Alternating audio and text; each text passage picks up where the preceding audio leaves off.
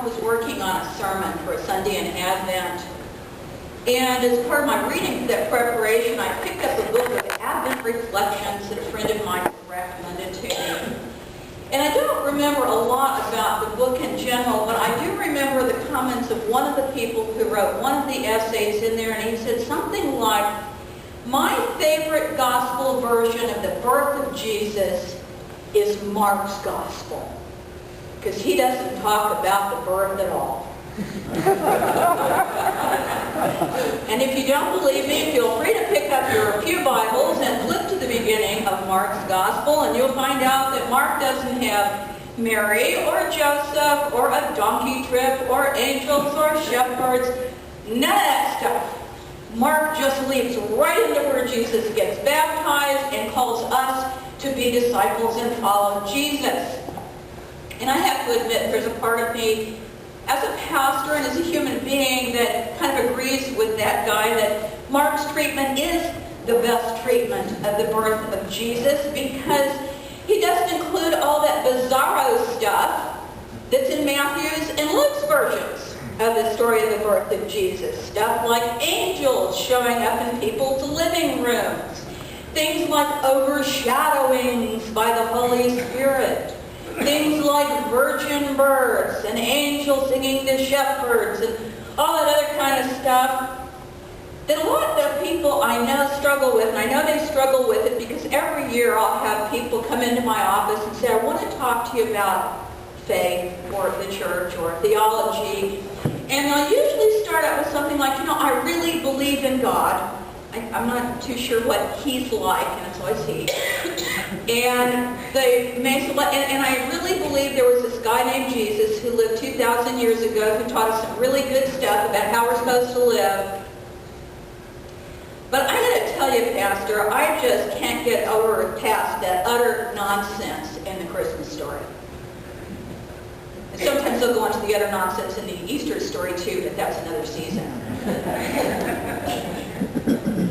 And as a thinking individual who likes my world to make sense to it, who likes my faith to be in some way resonant with the real world, I get that. I believe that we are supposed to bring our minds as well as our hearts and spirits and bodies to God, and that means we got to look at these stories and ask ourselves some questions about them.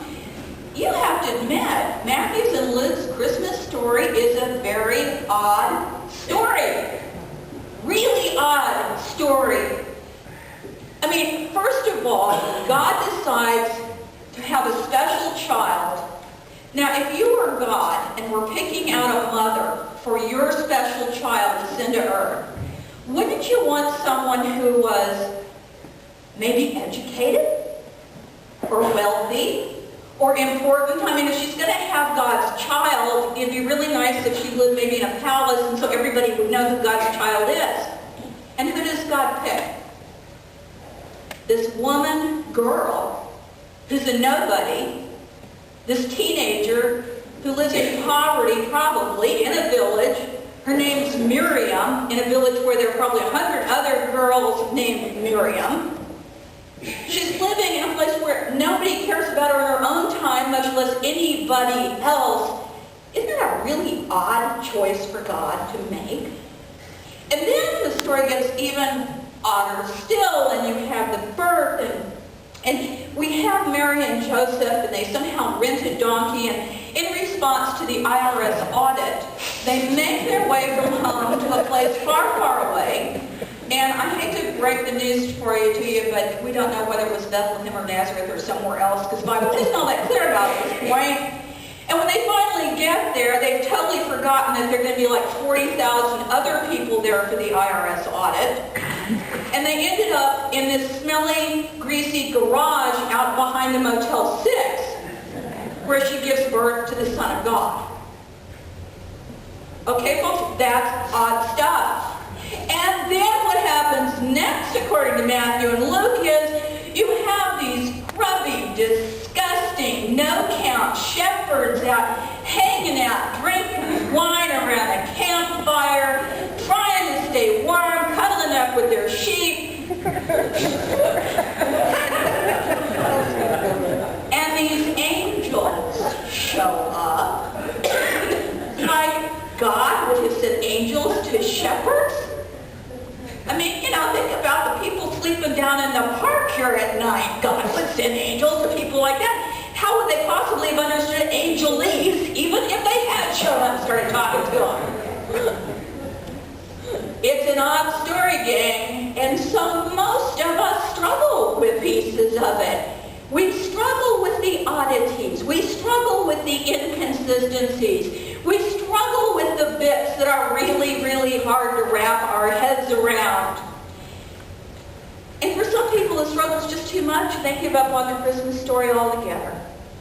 And they give up on the faith thing altogether. And they give up on God altogether. I haven't reached that point, for which I'm grateful. And I suspect most of you haven't reached that point, or you wouldn't be sitting here this morning. And given how churches across the land fill up this time of year, I think there are a lot of other people that have given up either. They want this story to matter. They want it to mean something, even with all the weird stuff. And I think part of the reason that people cling to this story is simply sentiment. Many people have memories of growing up, and on Christmas Eve you gathered around the hearth, unless you lived in the South like I did, where we didn't have hearths.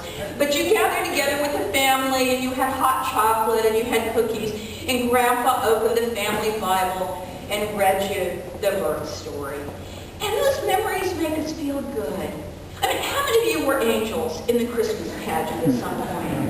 You got the way cool aluminum foil wings and the tinsel halo. And if you are really like an older kid who really behaved well in Sunday school, you've got to say, behold. And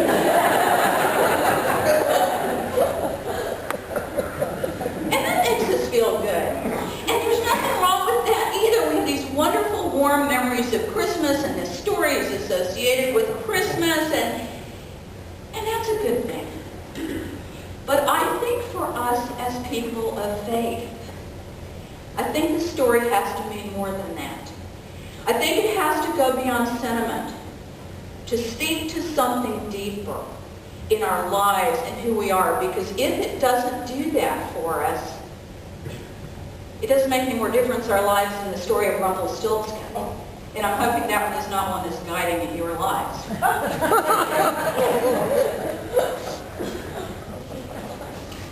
And I think this story resonates with something so deep within us that it is able to give us hope even in this broken, wrecked world we live in. Those of you who've been coming the last first Sundays know, and you're welcome to take some with you today, because we probably won't have it here on Christmas Eve, but we have these headlines. These are headlines up and down the center aisle here, hanging off the little clusters of stuff.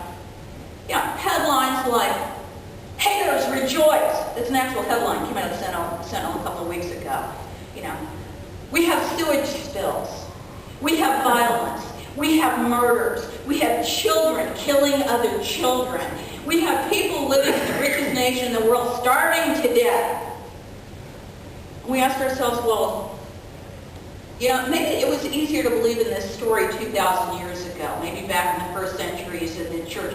Maybe things were better. Isaiah, some 600 years before Jesus, Isaiah's talking about, wow, way cool, yeah, life's bad, but God is going to send forth new life. I'm going to read you just, if you want to get really depressed anytime during this holiday or thereafter, pick up the book of Isaiah and just read the first couple of chapters, because this is a situation. Isaiah was a real person who lived in a real time in history, in a real place.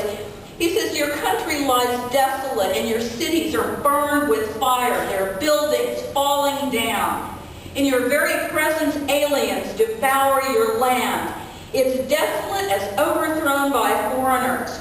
And the faithful city has become a whore. And she that was full of justice and righteousness lodged in her now is filled with murderers.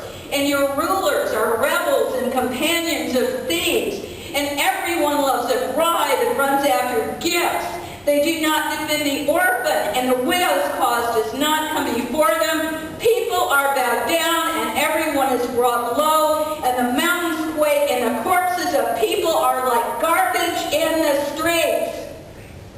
Real upper